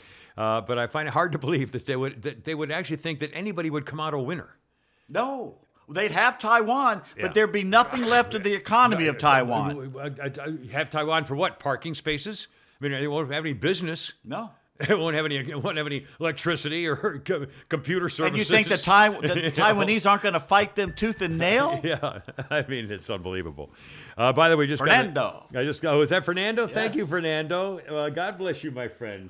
Howdy, boys. Great having you back. Thank you so much, Fernando. Anyway, that was just kind of thing. It's kind of like getting something from farmhouseprintingco.com. Well, they did the blanket for the podcast. They did my golf towel from my son-in-law. They did flounder stuff. The T-shirts for my kids. I mean, and the quality. Again, on cloth stuff, the quality is sweet. A1. Yeah. A1. They do all your shirts, signs, and anything you need printed. You could order one T-shirt or one hat or. But why stop there? Anything you. Christmas is coming up, ladies and gentlemen. I don't know. Okay, you laugh all you want. Top of my head. It's April. Get ready, baby. It's April, by the way. I was telling Cindy earlier when it's almost mid-April. She was doing our taxes. I said, to me, the year is just starting. Because I didn't get over the Christmas craziness of the flood and everything until last month, and I spent this last month unpacking stuff. I haven't started this year yet. Yeah, I know. It's the weirdest thing. Well, Farmhouse Printing Co., they've started. No minimum order, no setup fees. They got laser engraving for whatever you need. It's farmhouseprintingco.com. They do everything for us and the Kimmer Show, Holy Crap at Sports, Shannon Burke, everybody that's anybody works at farmhouseprintingco.com. They are definitely great folks. And they have a little doggy right there. They have a little golden lab doggy that I played with when I actually went down to the facility. By the way, Cindy's dogs hate me. Really? They're two little bitty dogs. Yeah, little dogs don't like other people. The funny thing was, as I'm leaving, the little one was behind me, literally going up on its hind legs and pushing my calf muscles, pushing me to go. Leave. I love it. One other thing was kind of developing in the news, which I just don't care about at all, and maybe you do, and it should be a thing. In Tennessee, two of the Democrat lawmakers were on the floor of the House bitching about the new gun law or something, so they got expelled. And now there's some big Vice President Carmela's side piece, America's favorite consort, celebrity consort.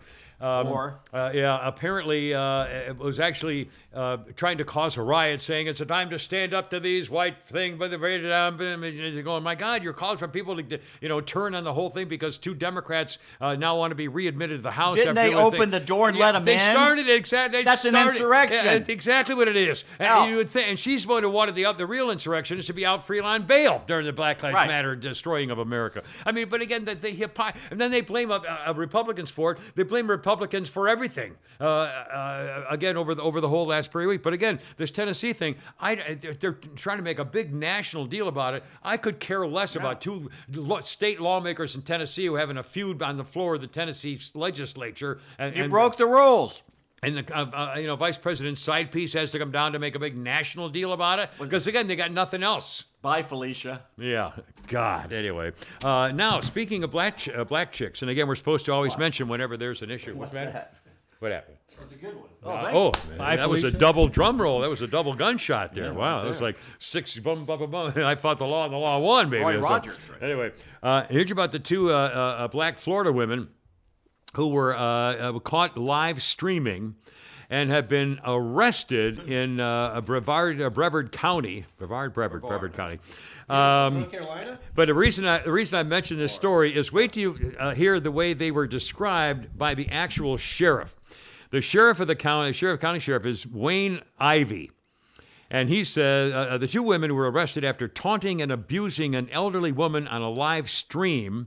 They've been arrested and charged, and the sheriff says, quote, "The only good news in this case is that the victim is now safe and sound with true professional healthcare workers that are with her and her family taking care of her now. I'm pretty ticked off about you, as I can tell. Our corrections team, the professionals that they are, will treat these two pieces of crap with professionalism, and they'll do their job." I wouldn't let the sheriff talking about the two black women who were taunting the old lady I wouldn't let them care for a pet cobra because he might accidentally bite them and he would die of scumbag poisoning. This is the sheriff. Not only are they bags of crap, but the people that were on there laughing and mocking this poor lady, yeah, you're bags of crap too. Oh my God. One woman, 18-year-old Jada Harris, was arrested for video voyeurism, abuse and neglect of the elderly or disabled adult, and interception or disclosure of wired communications. I didn't know there was such a thing. The other woman, 20-year-old Shy Tiana Bishop, was arrested for video voyeurism and elder abuse. The facility, of course, fired both of them immediately. But again, I mean, the way the sheriff, Florida sheriffs are not messing around. You hear the guy just a few days ago blaming the parents for raising kids. One of the murderers down in Florida of the 3 or 4 kids who were shot is 12. There's two young kid murderers who murdered 3 teenage girls or whatever, and one of them is 12. And the sheriff said, "Where are their parents?" He said, "These kids weren't born with guns. I mean, where are their parents?" Anyway, it's unfreaking believable. But these Florida, I thought that was so freaking bizarre. Now, I mentioned earlier, talking about choking your chickens. Huh? Well, in a way. In China, a feud between neighbors got to the point where one of the neighbors has been sentenced to prison after he sneaked onto his neighbor's property and scared more than 1,000 chickens to death, one entry at a time. I did not know you could scare chickens to death. What happened was there was a feud between the neighbors when one neighbor cut down the other neighbor's trees without his permission. The neighbor's wife then towed the trees away and made him even angrier. So the neighbor who felt he was wronged sneaked onto his neighbor's property one night and startled his chickens by shining a flashlight on them, causing 500 chickens to flee into a corner and die from crushing one another. Yeah, suffocation, yes. He got caught, and the police ordered him to pay 3,000 yuan or $430. He went back a second time, used the flashlight trick again, and caused another 640 chickens to crush themselves to death. So now he's going to prison for 6 months and is also being put on probation. But holy smokes. I mean, I didn't even know you could do that. In China, once you've forced 400 chickens to suffocate themselves to death, 20 minutes later, you want to do it again. You guys just have the feeling like you really haven't. I got to do that again. Let's do another quick sports thing. The whole thing about turkeys are so stupid. Yeah. That if it rains, turkeys will look up. No, that's and sheep. Their mouth opens up. That's sheep. Sheep won't do that. Yes, they will. No, turkeys will. Oh, we can Google. Somebody can Google. They'll it. drown. It's a Google machine. They'll drown. And I thought pigs are pretty smart. Pigs are smarter than horses, they say. Smart, yeah. But they say that sheep will drown in a rainstorm. All right, Flounder, you can be the arbiter here. Who drowns in a rainstorm? Turkeys. Turkeys or sheep? And we're going to find this is going to be great. And then we'll do it. Should we do that little MMA thing? What else are we going to do for S&M? no, MMA thing. There was an MMA fight down in Miami, I think it was, and Trump was there with Mike Tyson and a whole bunch of guys. I have no And one of the most, I don't follow MMA. And by the way, I'm not even sure which one of them. Oh, well, first of all, the difference between UFC, well, MMA, I think MMA is the one that might be choreographed. mixed martial arts. Yeah. Well, no, the cage fighting is real. I mean, that's where they try to kill each other. UFC fighting. Yeah, I guess one of them is. What's isn't that it kind stand of choreographed? for? What's UFC United stand Federation for? of Champions or something. What? Really? I don't know. You just made that up. I made it up. It could be. Ultimate Fighting Championship. Ultimate Fighting Champion, UFC. What's the difference between that and MMA? Let's find out. Joe Rogan's with one of them, Isn't right? one of them kind of choreographed where they have costumes and everything? And the cage fighting is where they just come out wearing bathing suits and try to kill each other. I have no But the one with the costumes and the ring announcers, I think, might be choreographed for the ending. But they're still great athletes. I mean, these guys are still big and burly and strong, and they can still jump and bounce. I mean, they're still unbelievably athletic in what they do, even though it may be determined one of them's going to Where are win. we going with it? Well, we're going to hear a guy. Was at the? Are you going to right now, Flounder? Were you looking up the other thing? We got it right here. Okay, it was at the MMA fight. I guess one of the MMA fighters, and I think it was MMA, who is retiring now. I can't remember his name offhand. His name is, I guess, Jorge Masvidal. Yeah, and he talks about it in here. He's been in, whether it's, I think he does UFC, but he's been doing it for over 20 years. Yeah, and apparently he's now one of the biggest heroes ever in the whole sport. Yes, and I he's think one of the now pioneers of the sport of UFC. Wasn't this his last event, maybe, or something? This was like This was his last fight. Yeah, so this was a huge thing for people who follow this kind of fighting stuff. This was enormous, and Trump was there with Mike Tyson. And Is all these that people. Rogan right there interviewing? Yeah, Rogan was there too. So this was a big media thing for people who kind of follow this kind of stuff. Here's what the MMA fighter said, and it's a little hard to understand, so we'll try to we'll get it for you later again after we play it. Here it is, what he said to the crowd with Trump right there. And it's been an honor to call your fights. I'm a huge fan, and I've appreciated everything you've done. Also want to say, greatest president in the history of the world, sitting right there. I love that guy. We also got the greatest governor of all time here in Florida. Let's keep Florida free, a red state, and let's take that. You know who? Let's go Brandon motherfucker out of power and replace him. If I could get it just one time. Let's go Brandon! Let's go Brandon! I'm out, y'all. And the crowd's going with Yeah, him. he had the entire crowd. But Yeah. I mean, you think if you had both Trump and Ron DeSantis in the same building, Yeah. you think they should have been together? No. But wouldn't that be a great unifier for the Republican Party right there? Well, again, I don't think either one of them would allow it.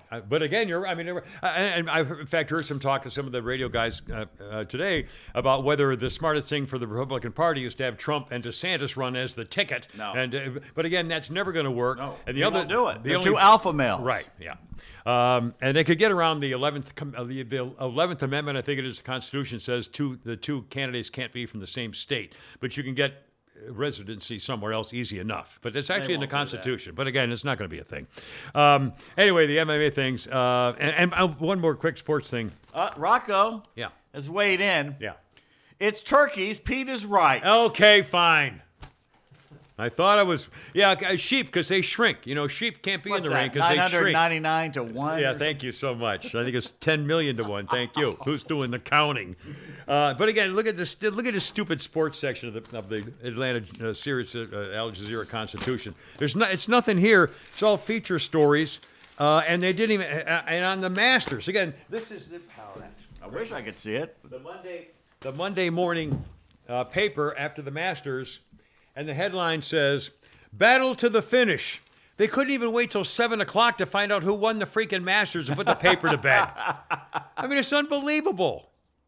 I know. I mean, the next day, there's no winner of the Masters in the paper. Who won? So who cares that they're going under? John I don't Rahm. care. And again, I really miss, and I already miss it now. It's not there. There's a few stories and a couple, national recap things in the paper, and that's it. But again, I did my whole life as an adult life. I get my cup of coffee, have the news TV, have the news on the radio, and read the freaking paper. Your life's going to change. I hate it. It's gonna I change. just hate it. You still have magazines. Looking at my freaking phone to get the news. I just, I do that anyway when I try to Google stuff for this show, but whatever. Anyway, Let's see. Oh, I got First world problem. I know it's a white guy thing. I got one more. I want to brag about my thing here, but I got a history thing I wanted to pass along for you here. Even the woman who thinks that most Taiwanese want to be with mainland China, even she says sheep don't drown in the ring. Well, I'm glad you had that descriptive adjectival phrase or whatever. Eleanor Roosevelt's triple tragic day. Oh, there's a looker. Eleanor Roosevelt, dear God. She was in for a shock in 1945, actually 3 of them. She was in a meeting in Washington, got a call, get home as soon as you can. She said, in my heart of hearts, I knew what had happened. Earlier that day, recovering from exhaustion at his retreat in Warm Springs, Georgia, President Franklin D. Roosevelt had succumbed to a massive stroke. Mrs. Roosevelt arrived at Warm Springs late that night, only to be hit with more staggering news. Her husband had not died alone, Nope. but in the company of Miss Lucy Mercer Rutherford. The First Lady had first learned of her husband's affair with Lucy nearly 3 decades before, when she found their love letters. 30 years before. It had been a severe blow to their marriage, which survived only because of Franklin's promise never to see her again 30 years ago. Now Eleanor's grief was mingled with a profound sense of betrayal, and that was only shock number 2. It only got worse. Oh, no. The president's cousin, Laura Delano, as in Franklin Delano Roosevelt. Laura Delano had also accompanied him to Warm Springs, and it was the snotty little cousin who delivered the news with malicious glee that Lucy had just been there. Then, with a twist of the knife, she told Eleanor that the president had been seeing his longtime one-time mistress for years, and that their meetings, arranged the one at Warm Springs, had been arranged by Eleanor's own daughter, Anna. Mother was so upset about everything and now so upset with me, Anna recalled. Her face was as stern as it could have gotten. She was so angry. Her son Curtis, entirely understandable. He was her husband. She was his wife. He was president. Now Anna had walked into the picture and made it possible for Lucy to return into the president's life. It must have been an unforgivable act. Wow. 1945. Yaka badaka. All right, hold on. I'll tell you what's not unforgivable. What? If you're driving along and you see a car you've always wanted, maybe a 20-year-old Mustang or something, you think to yourself, man, I wish I could find one of those. Well, maybe now you can. Or even a brand new car that you don't like, you got yourself and you want to swap it with something else. You're tired of dealerships and middlemen. SwapMyWhip.com. This is a Kimmer sponsor. What a great idea this is. Swap My Whip. A whip, of course, is a... Oh, Jesus, look at Pete trying to walk. Oh, my God. I'll bet your ass is already black. For Oh, hey, show him. I'm doing a report. Show Flounder. I'm saying, get it on camera. Show the camera. I'm serious. Just the butt cheek. That's not illegal. You can do that. Swap My Whip is a ride, of course. And what happens is you go to swapmywhip.com, and you might find a like-minded car owner who has a car that he would like to swap or trade in with somebody, and you make your own deal. No dealership, no used car salesman, no middleman. You might get your own better deal and find something you've always wanted right there. Boats, jet skis, Sea-Doos, trucks, SUVs, probably go-karts. I mean, if it rides and moves, boats and jet skis, stuff like that. SwapMyWhip.com. And right now, use the coupon code KIMMER, KIMMER, for 180 days of free premium listings on SwapMyWhip.com. And see if you can make yourself happy for a nice little ride around. How much do you think Yes. Mike Tyson makes per month in his marijuana business? He has a 40-acre ranch in California. And I assume he grows it and then sells it to people who sell in their shops and stuff. A lot of it. Well, no, but I mean, he doesn't sell it himself at a store. He grows it and then sells it. He's to the manufacturer, and he's selling to the shops. He probably and has a stuff shop like that. too. Yeah. All right. But Well, what I'm saying is, when I- you're growing that much, you're hundreds of thousands, maybe $100,000 a month. I don't know. He makes $500,000 a month. Wow. Guess how much of that he smokes a month? How much? 40,000. He smokes 40,000. How could you couldn't smoke that much? $40,000. Well, how much does he charge an ounce of marijuana? I don't know. Flounder, how much? Well, never mind. No, I know. I'm sorry. Just depend. I mean, Well, I mean, even if I mean, Anywhere, I mean, I you don't can even pay. know. You can pay anywhere from $200 an ounce to $400. All right, well, let's say an ounce. to make it even, it's just 40,000. Let's say $400 an ounce. That means he smokes 1,000 ounces. He smokes a Or lot. no, 100 ounces. He smokes 100 ounces of marijuana in 1 month. I'd say 100 ounces. That's more than an ounce. That's almost 2 ounces. Hell, that's 3 ounces a day. There's no way that a human being could smoke 3 ounces of marijuana in a day. Why not? You couldn't light that many bowls or whatever they use. Well, I mean, Pipes. I'm assuming, like, I've seen him on his podcast and stuff, and I think the majority of the time he's smoking a joint or a blunt. So, I mean, if you're doing that But all day still. long. 3 ounces a day. I mean, I've heard some of those. No, wait a minute. Okay, I'm not. First of all, that's just season. stupid. The amount of consumption you're Oh doing. my God! You couldn't walk a straight line to be asleep. Well, when was the last time you saw him walk? It's like I mean, I it's know, like Snoop Dogg and those. They probably smoke at least an ounce a day. I It's bet. like that little Stein. Which is who's that just little- Somebody ridiculous. Steinberg, little comedian, little Jewish comedian guy was so bright. David Steinberg? David Steinberg was when he was interviewed on one. He was doing a show once. He was talking about with a cop, I guess, about something. And I might have mentioned this. I probably did. Where he said, one time he said, "Yeah, I tried marijuana, but I was always getting trouble with the law." He said, "Next time I was high and a cop pulled me over and I said, 'Oh my God, I'm going to go to jail. I'm going to jail.'" And they said the cop pulled up the window and the cop said, "Sir, do you know how fast you were going?" He said, "No, sir, I don't." He said, 12. So it's not like you're going to go rob all the banks in town if you're smoking an ounce of marijuana every hour or something. Oh my God. Anyway, I don't believe it. I just don't believe it. You don't believe it? All right. No, whatever. I listened to a comedian yesterday. He says he has no problem with these men trying to be women athletes. Really? Yeah. Really? He says, as long as I'm allowed to bet. Yeah. Again, why aren't those softball guys wearing a dress and showing up at this? I mean, come on. He said, I just have a feeling about the lady over there with the size 11 tennis shoes. Yeah, with an 18-inch biceps, might do a little better than And have you noticed that most of and this is why I think it's such a crock of shit, is that most of these guys who suddenly decide they're women trapped in a man's body suddenly pick up an athletic endeavor. A sport they can be really good at, yeah. This is all about their ego. They can't win as men, so they change to be a girl so they can beat other people. In fact, How humiliating is that, though? They know they can't win in their own. That lady, the lady swimmer Riley, who's been made such a thing. She was invited on campus. Was at Colorado, the University of Colorado, I think, or someplace. Yeah. And they, I mean, she was in danger. She had to be bodyguarded out of it. Yeah. She was roughed up, and she's thinking of suing him. But again, she stood up to women being women and men being men, and they attacked her. And so, I mean, she has to get a bodyguard now because she's a famous girl swimmer. And basically, she's talking about how men are She said violent. the guy walked into the locker room with his chakachuka hanging out. She was pointing out, having a rally to point out how men can be violent, and the men showed up and attacked to be her. violent, yeah, huh? Proving her We can point. be women too. No, you're not. You're mentally ill is Yeah, what trannies you are. are women. Trannies, you hear the screams. Trannies are women. No, Trannies, they're No, not. you're not. I'm sorry, you're not. You may feel like a nut. I'm sorry, feel like a woman. You're not a woman. And once again, it's the men having to stand up and I fight know. for the women. It's just wrong. It's wrong in every way. Because that's our job. I know. It's wrong in every way. And again, I thought we were kind of getting over this, and again with my liberal family, seeing none of this pronoun woke business. So maybe that's a start. I don't know. But again, and thank God for this little Riley girl who's said she said she was not a rabble rouser. She was never a troublemaker or a political activist or something. All of a sudden, she's just a swimmer who wants to compete in her sport at college, and all of a sudden, boom, all this stuff happens. I mean, we're going to look back one day and say, oh my God, this is. I mean.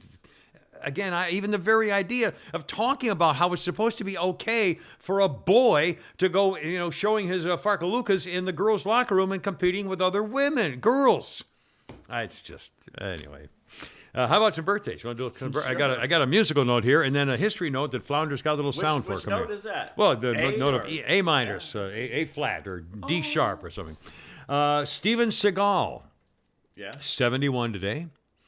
Brian Setzer, Stray Cats guy, a kind of boogeyman guy, 64 years old. Mandy Moore, I don't know, she's an actress. I really don't know much about her. I guess she was more of a young girl actress years ago. She's 39.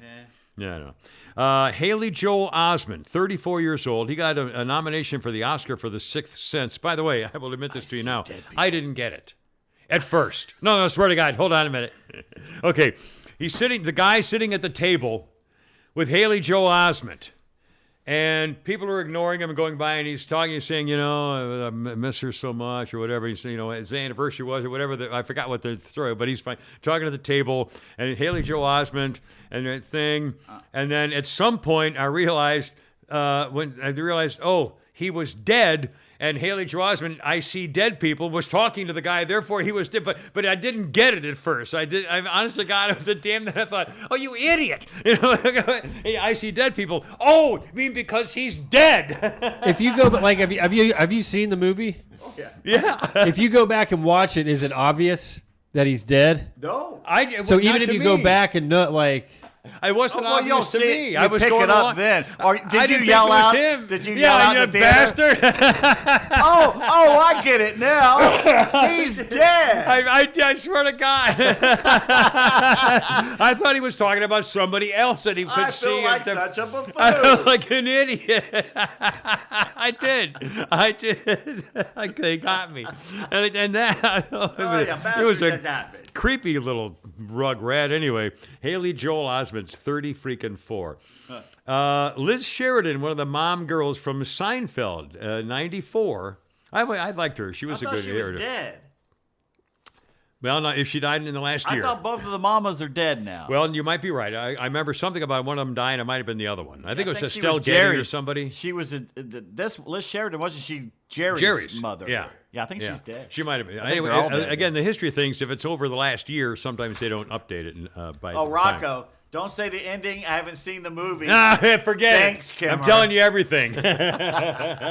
One more. Remember in the Ally McBeal show, that creepy little guy, Peter McNichol, who always liked the fresh bowl? He's 69 today. He's a creepy little Christie's bastard. brother. Yeah, I think they are related. Yeah. Christian McNichol. And she played the boy-looking girl from Family. Yeah. Remember, and then she did some other things, but I don't done remember what other it was. stuff, Yeah, yeah. she's good. She's all right. But they had her delivery being like a little boy in the movie, in the TV show Family. Musical history. Here we go, boys. 1970, on this day, 1970, it's over. 27-year-old Paul McCartney issued a statement saying the Beatles had split. It was 1 week before the release of his solo album. Paul McCartney said, "I have no future plans to record or appear with the Beatles again or to write any music with John," unquote. As for John Lennon, he was furious because he had kept his decision much earlier to leave the Beatles quiet for the sake of the others in the band. When a reporter called to ask John Lennon's reaction to Paul McCartney's resignation, Lennon said, quote, "Paul hasn't left. I sacked him." And by the way, one of the other reasons that Paul left was because Yoko Ono didn't like him. And between all the arguing with John about the direction of the music and how they were going to do it, and Yoko didn't like him, he said, "I can't take it anymore." And he split on this day, 1970. 1970, same day, during a Doors concert in Boston, Jim Morrison was dragged off stage by Ray Manzarek, his own keyboard player. When Morrison walked up to the microphone and asked the audience, "Hey, you want to see my genitals?" Somebody quickly shut off the lights. Morrison had been arrested a year earlier for doing the same damn thing in Miami. And his own guy had to drag him off stage. Cocaine's a hell of a drug. 2001, Eminem admitted in court that, yes, he was carrying a concealed weapon outside a nightclub in Warren, Michigan, Your Honor. He got 2 years probation and a fine, but Eminem got charged for that crime, but not for what happened next. What happened next was that Eminem had pistol whipped a guy named John Guerra after he saw him kissing his wife, which sounds fine to me, I by could the way. never pistol whip somebody. You see that in the movies all the time. Yeah.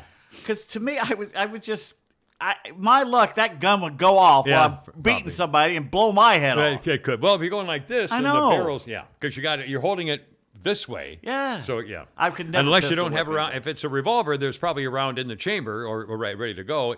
Unless if it's semi-automatic, you may not have a round in it. But either way, yeah, you're right. I would think the same thing. It would be very risky. Let's see. We got a little of a vocal historical note coming up here in a moment. First, 1912, this day. The world's largest unsinkable cruise ship, the Titanic, sets out on her maiden voyage from Southampton to New York City, a luxurious floating hotel. 3 days out, right after Leonardo DiCaprio gets a gander at those magnificent Marzula Malaga. Well, anyway, it hit an iceberg and then other stuff like that. That had to really suck. All those Irish workers that spent we're 2 trapped. years building that thing, and the son bitches wreck it the first time it goes out. Yeah, and of course all the lowly guys were all trapped underneath and never got out of the. Oh God, can you imagine what the? Oh, Drown like rats. yeah, literally. 1942, the Philippines. The Japanese Imperial Butchers, Army, forced 75,000 American and Filipino soldiers to march more than 85 miles in the jungle from Bataan to a prison camp, the Death March. They were given one bowl of rice to last 6 days. Thousands died. The Bataan Death March. We got them back, though. A little later in the war, over in Myanmar, whatever. We made about 2,000 of them sleep with crocodiles. Didn't go well. I saw Joe Rogan talked to a guy about a historian. You heard that story, right? Yeah, but that we I don't drove really- him into the swamp. Yeah. And they heard the screams all night. Yeah. And every time one started screaming, the other crocodiles would come to the sound of the scream. And the reason they were so hungry is the Japanese had killed everything there that they usually eat, the deer and everything. So there was no food for the crocodiles. So they were especially hungry. Yes. And all of a sudden, the Japanese army shows up. Marching right into the swamp, ladies and gentlemen. Oh, Lordy. 1971, the American table tennis team arrives in communist China, the first Americans officially allowed in the entire country since it was founded as a communist country in 1949, the People's Republic. The team was in Japan for a tournament and got a surprise invitation. This supposedly was Nixon's greatest achievement, is opening up China, which now has backfired, and freaking President Curvy Wang, sodomist, rapist Bill Clinton allowed the Chinese to kind of basically take over everything in the world, and so did Putty Tat and everything else. Anyway. Wait a minute. You know who the captain of the ping pong table tennis team was? I don't know. Forrest Gump. Forrest Gump. Well, of course, he was the star. He just received the Medal of Honor. Anyway, the team was in Japan with Forrest for a tournament and got a surprise invitation to go to visit communist China. So they went and were all tortured and slaughtered in the public square. So Where were you shot, son? Yeah. In the buttocks. In the buttocks. Sir. Well, it's fine. As he picks up his Turns around and shows his beagle by the ears or whatever it was. Bloodhound or something. 1953. A teenage actress from Austria became a United States citizen. On this day in 1953, Hedy Lamarr was starting out as a teenage actress from Austria, known for a scandalous nude scene in the movie Ecstasy in 1933. Also, Hedy Lamarr, you got me saying Hedy Lamarr, where's Froggy? Hedy Lamarr was also the inspiration for Catwoman and Snow White. She also invented... Well, wait, no. So she, by the way, one of the most beautiful women that ever lived. Oh my God! She was Catwoman and Snow White. They were modeled after her. She I guess probably the first beauty knockout young. Well, no. There's Rosalind Russell. There was a whole bunch. Yeah, but she was. I mean, she was. Grable. Anyway, okay. Hedy Lamarr was the inventor of a secure radio guidance system for Allied torpedoes in World War II. Which became the internet. No, not the internet. It became Bluetooth. Oh yeah, I guess that. Yeah, that's right too. Yeah, Bluetooth. That's right too. Or was, yeah, I think it was Bluetooth. It became Bluetooth. But it was Hedy Lamarr from Austria. Jewish. Yeah. She escaped. She got out of there to get away from the Nazis and everything. Yeah, as a teenager. Anyway, what a freaking story, man. So you're about the egg hunt out in Ohio? They had an egg hunt for the little kids. Yeah. It was massive. Yeah. And the adults showed up. Yeah. And they said, okay, everybody wait. We're going to have the 3-year-olds go out first. And the adults just crashed through and pushed the kids aside and went and stole all the eggs and gave them to their own kids. And they said, we're not going to do this and we're not going to have it anymore because the adults can't act like adults. I'm not joking. They went out there and they pushed the kids aside and they grabbed the eggs for their own kids. And they just basically just ran amok. Well, now I've been witness to Easter egg rolls where at a church grounds or a prep school stuff back in the 70s, and I've seen parents who will try to steer the kid to make sure they find one and maybe steer another kid away. But I've never heard of actually. Oh my God! It was horrible. Bullwhip those people. That's unbelievable. Nobody's an Is adult there video anymore. of this? I mean, this sure is a there real is. thing. I'm sure there is. That's the most horrible thing I've ever heard. It'd be funny to watch. That's awful. All right, and police in India have arrested a man. Yeah. Okay, so think about this. Okay, you love this girl. You love this girl, and she decides she's going to marry somebody else that you don't like. Oh boy. And you go over to see her the day before the wedding. You say, you beg her, please, please, please. Yeah, please. And one of the reasons she gives that first of all, she doesn't love you. Yeah, well, is that's that good. you're already married. Oh no! Oh, But he couldn't understand the fact why she still wouldn't marry him as a second wife. It's in India, right? Yeah. So, to make up for his crass behavior, he gifts a huge music system to the bride and groom. Wow. So the bridegroom takes it home the next day and plugs it in, and it explodes and kills him and his brother. Oh, And the guy's been arrested and put in jail. But Oh. he basically put Booby bombs, trap the for their wedding present to kill the bride. And it didn't kill the bride; it killed the groom. Oh my. That's right, ladies. You should always have your husband put things together in the family room before you get into the house. Hey, do we have a Bad Text Theater? Did we forget to get one today, or is there one on there? Did we do the last one? I think there might be one on there. You sure? I don't know if there's one in it. We'll read. Well, you're looking. and again, I take responsibility. I still have vacation head. I mean, honestly, I tried working all that, and I don't care about the news. I was watching. I'm going through everything, trying to find fun news stories or things we need to know. And I just screw the news for now.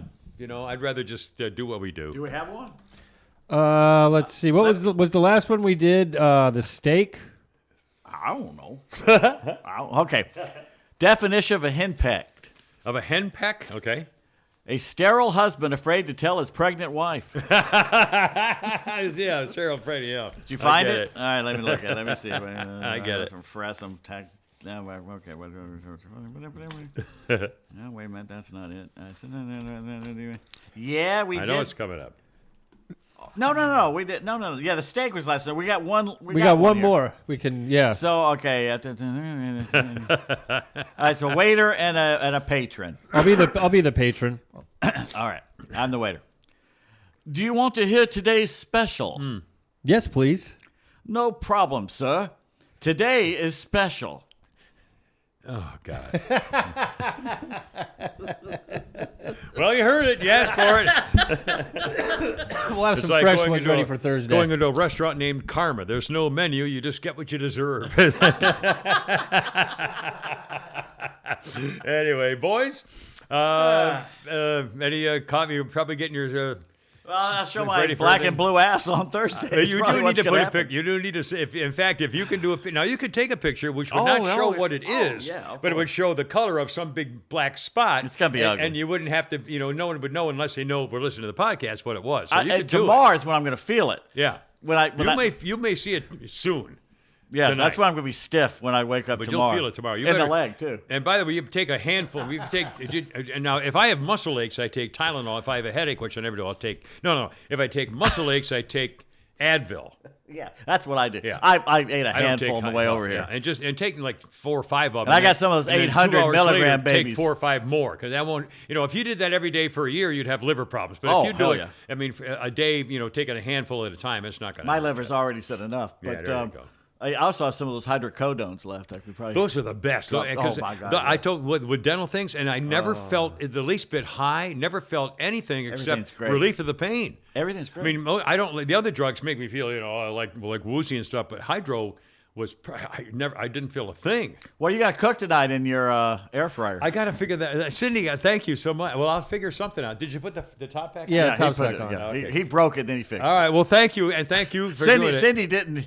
I told Cindy when I left. I go, I think Flounder wants to start at 12:30, so I'll leave and everything. And then Cindy came on about 30 minutes ago. Oh, I didn't get the notification that the show was on. It's like, I told you when I left. Oh my God. But well, anyway, thank you. Yeah. So if you didn't see Cindy, Flounder broke the door and then he fixed But he it. So fixed everything's it. cool. So now I can break it when I get home. Anyway, thank you. Yeah, so I want the much. video tonight of you cooking something in that fryer. Well, I gotta go. Before I leave, I gotta figure out what to put in there. Is the cat I don't in want there? to. Now, if I just So take the a best plain, thing to do, what you do, I mean, you can put a steak in there, you can put a piece of chicken, you can put fish, and mine is different from yours only in the sense where it has easy push buttons, like it has a fish button, a steak button, a chicken button. For the easiest thing to do is you go onto Google and type in chicken and air fryer, and it'll say 15 maybe it minutes at has a direction. 350. Well, it's got a direction. yeah, it's probably Yeah. got some in there. But again, I- the easiest thing to do too is go on. I mean, you already have a bunch of recipes, but again, I mean, it's super easy and it tastes a lot better than the oven. Well, at some point before we meet again, I shall put this on video. Excellent. Thank you. All right. Final comments? Any thought? Everybody all right? Everybody cool? Yeah, Cindy said, leave it to flounder. By the way, how much do we owe? Are we $80,000 in debt again this year with our taxes for the Kimmer Show podcast? She was kind enough not to give us a final figure. Oh, crap. I got it. If we owe money, I swear to God. How can we owe money? Remember that we started off and we were like $30,000 in debt or something the first day? With the first year? How did that happen? Our mistake was going to see Dr. Shoebang in the Zoom bar at H&R Block. Yeah. Was the problem. By the way, Rocker says he went to an Easter egg hunt. They dropped eggs out of the helicopter. It was a total nightmare. Ouch! Especially a 4-year-old, that's got the soft spot. As God is my witness, I thought chicken Turkeys eggs could fly. Could fly. All right, boys and girls.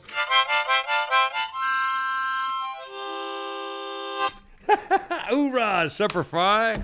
I gotta go. You're killing me. Herp and herp. Look out. Thank you. Yippee. Ki-yay.